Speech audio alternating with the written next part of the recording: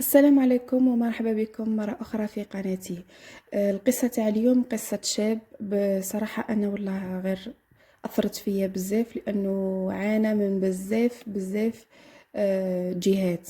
المهم، القصة تاع اليوم تقول: أنا اسمي فيصل، هو اسمي الحقيقي وما عندي علاه نخاف باش يعني ما نقولش الاسم نتاعي. عشت في وقت تمييز وتفضيل الولد على البنت، إلا أنه ملي جيت على هذه الدنيا غير مرغوب فيا بتاتا من أول يوم، بسبب إعاقتي الحركية. نعم، هي إعاقتي اللي كان سبب في معاناتي اللي دامت حياتي كاملة. ما تقولوا ليش يليق تكون كوراج وعند روحك وتكون عندك شخصية قوية. أنا عايش في مجتمع ما يرحمش. بدأت حكايتي وأنا صغير. عندي 3 خاوتي رجال وكامل ببلايصهم، واحد مقتصد واسمه عبد المجيد، وواحد مستشار واسمه صابر، والثالث يخدم في لابوست واسمه إلياس. وعندي 2 خواتاتي. أنا صغير في خاوتي، يعني أنا صغير في الذكور. يعني أمي والدة 3 خاوتي، من بعد 2 بنات، من بعد أنا، يعني أنا هو الأخير. احنا 6 الله يبارك. وأمي حيزية وبابا واسمه محمد. كي ولا عندي عام وشهر هكذاك، يعني كي ولا في عمري عام وشهر، ما مشيتش ولاحظتني امي كي كي تشدني وتوقفني على رجليا، ما نقدرش نوقف، نفشل ونطيح. سقطت عجايز تاع بكري. ثم قالوا لها بلا كي دار الاسنان قبل، هما الاولين على هذيك اللي ما مشاش. كانوا مستبعدين بزاف فكرة انه نكون معاق، لانه خاوتي قبلي كلهم عادي. زادت صبرت امي وفوتت شهور، من بعد لاحظت اني ما مشيتش وما تحركتش كيما الاولاد. يعني في السن تاعي الاولاد اللي كانوا في السن تاعي مشاو، انا ما كنتش نمشي. داتني للطبيب مع الوالد، وهنا اكتشفوا انه عندي اعاقه حركيه. الطبيب طلب منهم يشروا لي صباط طبي يعدل لي المشيه نتاعي ورجليا، وقال لهم ما تقلقوش عليه، كي يكبر يمشي عادي. فاتوا عوام وانا متبع عند هذاك الطبيب ونلبس هذاك الصباط اللي قال لهم عليه، ونتكى على واحد العفسه خادمينها لي كيما لابوسيت، يعني تشبه لابوسيت تاع الولاد. عندها 4 رجلين، 2 قداميين تاع حديد ومثبتين، والثانيين عجلات يعني رود، باه تسهل لي المشي. كي فقت، كي قفلت 3 سنوات، بديت نمشي ميس بصعوبة، ورجليا يتوجعوا دايما، يوجعوني لداخل. ايماجيني المشاية معايا نمشي ورجليا لداخل، ونروح هنا واللي هي وفاقد التوازن نتاعي. بديت نكبر ولحقت وقت القراية، سجلوني في الابتدائي، يعني قدام دارنا.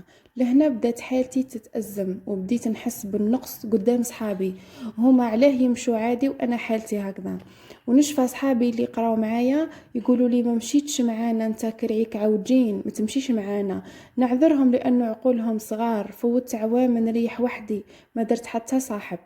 نروح ونجي وحدي، يعني نروح نقرا ونجي وحدي. جوزت مرحله الابتدائي ووليت في السيام، ووليت نعرف ونفهم. واحد النهار كان عندنا عرس في لافامي تاع امي، يعني في لافامي تاع جهه امي.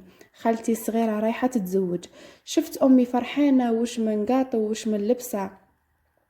قلت لكم خالتي كانت رايحه تتزوج وامي فرحانه، وتوجدوا هي وخواتاتي 2. كي لحق نهار العرس، احنا حتى نسمع في امي مع بابا بداو يدابزوا. قالها بابا انا ما نديهش معايا، ربي سهل عليك، يضحكوا عليا الناس.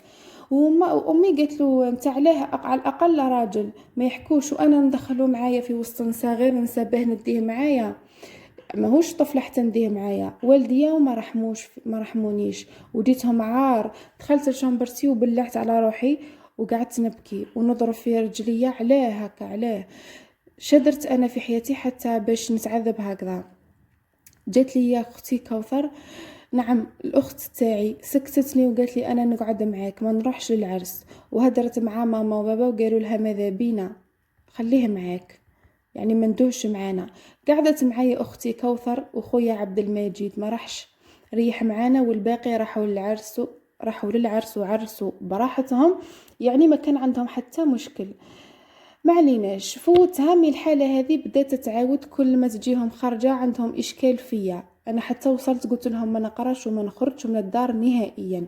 مي خاوتي رفضوا هذا الشيء، واختي معايا وداروا لي كوراج، يعني خاوتي توجور كانوا يديروا لي كوراج باش نكمل قرايتي. فوت عامي الاول الثاني الثالث الرابع البيام فوتته وجبته بمعدل 13.85.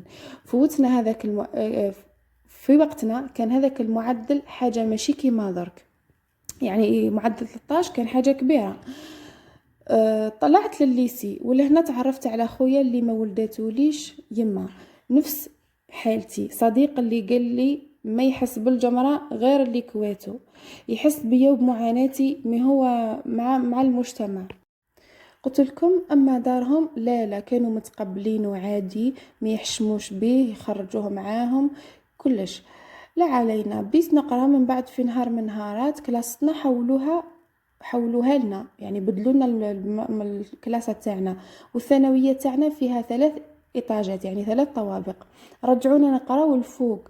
هنا تلقيت صعوبة باه نطلع الدروج ووليت ندير روطار، الليسي شوية بعيد علينا، نركب في ترونسبور باه نوض صباح بكري ونروح للترونسبور، يحطني بعيد شوية على الليسي، ونزيد نمشي شوية صافي نمشي واحد 10 دقايق مشية هكذاك، مع انا المشية تاعي ثقيلة، وكي نلحق نزيد نطلع الدروج ورجلي يثقال لوحدة الدرجة ما تصوروهاش، ما نجي نوصل الفوق نكون روطار بزاف.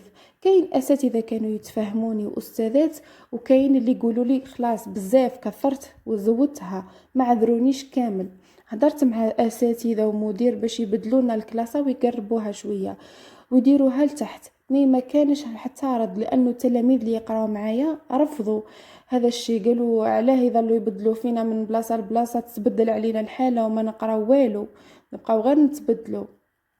بقيت على هذا الحال، ولاو يديروا لي استدعاءات للاب تاعي، ولكن ما باش يعزع ما يديرلكش محل، ولكن ما كانش حب يجي الاب تاعي، رفض يروح رغم الاستدعاءات، وما ولاوش يخلوني ندخل ونفوت الاختبارات والفروض، رغم الحاحي واصراري باش نقرا.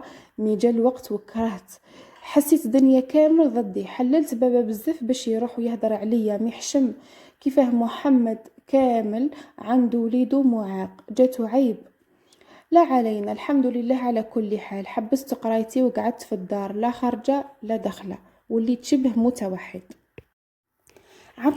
عبد الصمد صاحبي اللي حكيت لكم عليه قبيل، يجي عندي بفضله ندير لي كوراج كبير، وقررت نخرج نخدم على روحي ونلم قوتي بيدي. كنت نخلص منحة تاع المعاق ما تروح غير في كسوتي واحتياجاتي، وفي وقتي كانت قليله بزاف هذيك المنحه تاع المعاقين، ما دير والو، ماشي كيما درك زادوا فيها، في الحقيقه حتى درك وما يدير والو، الواحد براسو فما بالو كان اللي متزوج وعنده اولاد. المهم شمرت على يديا وبديت نحوس على كاش خدمه، نشفى كان عندنا من ويزي قدامنا يخدم البيبان ويبنترهم، قلت نروح ليه.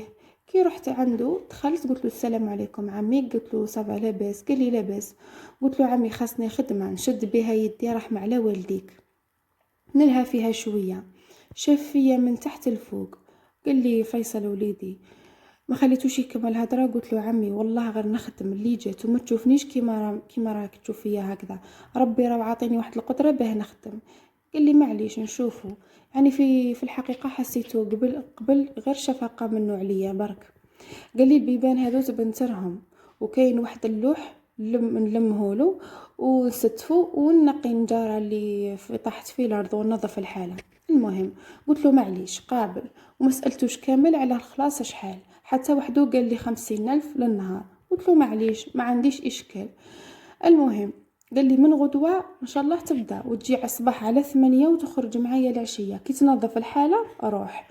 قلت له اوكي. خرجت من عنده والضحكه وصلت لي للعينين، رحت للدار وكنت جابت في الدار عليهم بزاف، تقدروا تقول ما همش حاطيني في الدفتر العائلي، عندهم عبد المجيد صابر والياس، فيصل ما كانش. مي معليش جات عندي امي حيزيه قالت لي وين رحت اليوم، ماشي من عوايدك تخرج. قلت لها خرجت نشم شويه هوا. سكتت. العشيه جا عندي عبد الصمد خويا وجهه كان مقلوب، قلت له خير ان شاء الله واش بيك؟ قال لي عاودت العام ما نجحتش. قال لي راني شايف روحي رايح نلحقك ونحبس قرايتي، قلت له لا مادام والديك واقفين معاك جامي تخمم في هذا التخمام ولا بتخمم باش تحبس ما تفشلش. قال لي واش فيصل ما جيت نلحق للليسي بالسيف. قال لي معييت نعصر في روحي ونقرا ما كان والو كل عام نخرجوا ذراع. قلت له عاود ما تفشلش واللي فيها خير يجيبها ربي. وبقينا مجمعين هكذاك جبت له على الخدمه فرح لي بزاف من قلبه قال لي نعرفك شاطر وتسلكها. قال لي عجبتني كي درت الكوراج وخرجت من الدار. قال لي ربي يسهل لك. فات ذاك النهار والحق غدوة من ذاك بكرت صباح ورحت قبل ما يفتح شفت المشية تاعي ثقيلة خفت ما نلحقش في الوقت. جا وفتح ودخلنا قعد يوريلي وين نست في اللوح وكيفاه ندير ومجمع معايا.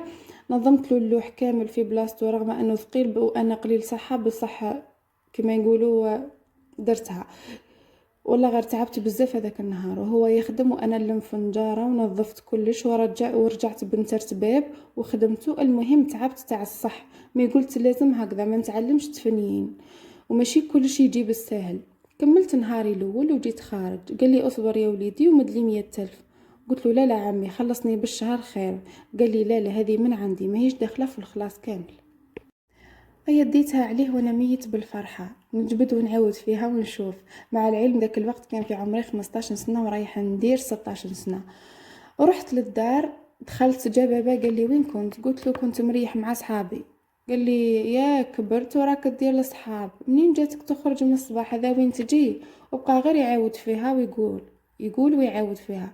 قلت له كنت نخدم. قال لي يا بهدلتني ضحكت عليا الناس يقولوا معوق ويقولوا بويو مش قايم بيه ويقولوا بويو داير وواعر وعامل. قلت له خلي يقولوا يا اخي صح. قلت له علاه انت كاش نهار مديت لي كاش نهار قلت لي هاك شد تكسي روحك ولا خرجتني معاك. عبد المجيد والياس وصابر ديما معاك تديهم عند اصحابك وفي كل واحد تحويصه حاضرين وتوري فيهم للناس ومفتخر بهم.